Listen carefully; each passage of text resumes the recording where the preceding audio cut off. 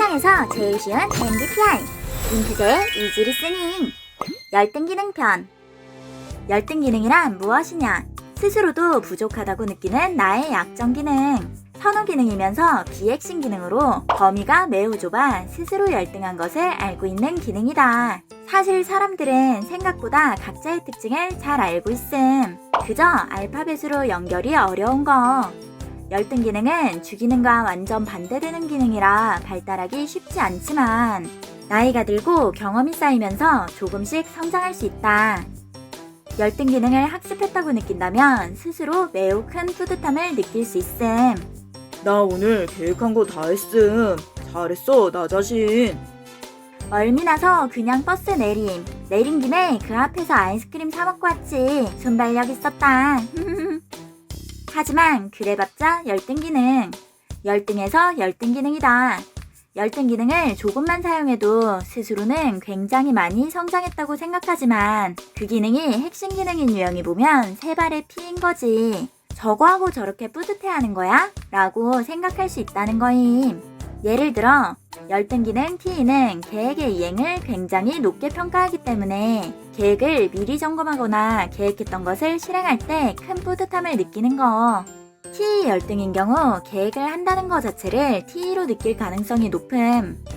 열등 기능 SE는 지금 현재에 집중하여 신속하게 대응하는 것을 높게 평가할 수 있음. SE 열등인 경우 현재를 즐기는 것 자체를 SE로 느낄 가능성이 높음.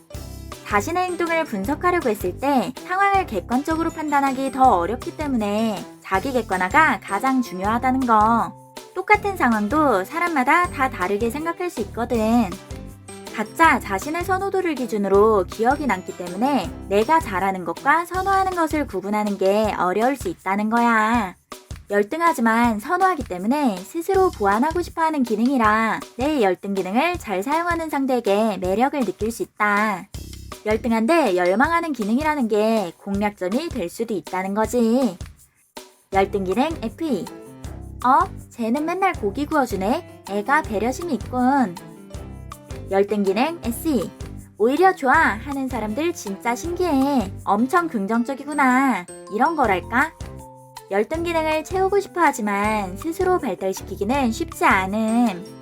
타인이 사용하는 것을 보고 습득하고 경험을 통해 학습하는 건데 대체적으로는 스스로는 열등 기능을 어느 정도 학습했어 라고 생각하겠지만 보통 자신의 핵심 기능을 통해 열등 기능을 커버하는 경우가 많음.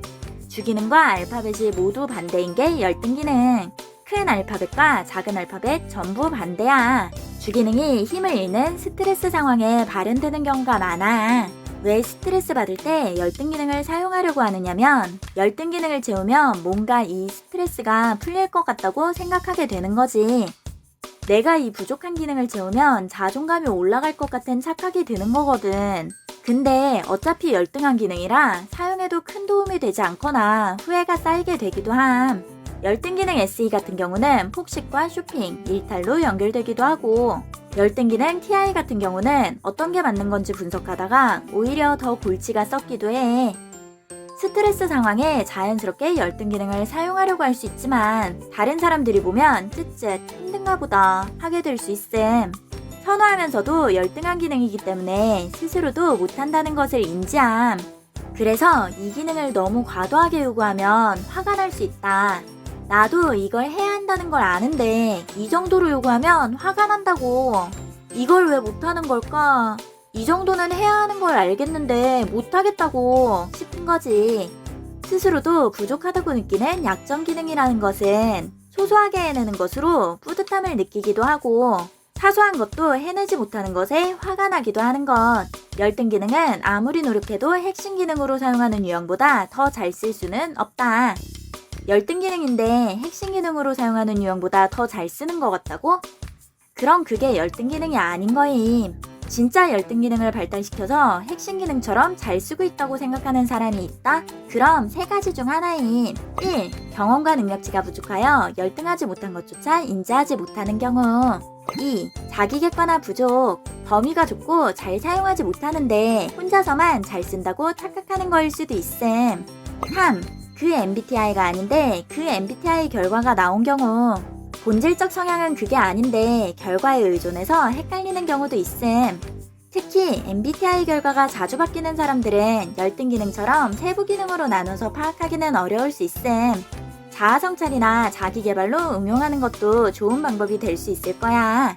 알파벳 4개도 계속 바뀌는데 세분화된 기능을 객관적으로 분석하는 건 어려울 수 있지.